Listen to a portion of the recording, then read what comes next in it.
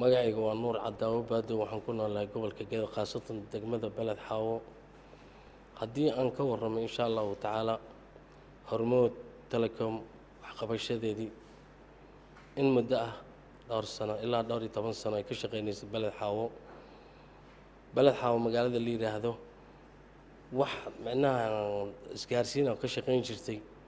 hal isgaarsiin baa jirta oo aad loogu dhibaatooday maalintii hormood timid ilaahay baa ku mahadsan dal iyo dibad nawaaxiga buulaxaawo ummadda aad baa loogu diirsaday maalinta xigta wax baa soo kordhayay haddii aan ka warramo waxqabashadii hormood ilaahay baa ku mahadsan wax badan ayay ka qabatay degmada beled xaawo sida isbitaalka beled xaawo haddii dadka jirana ay wax siinaysay in badan haddii in badan raashinna ay bixisay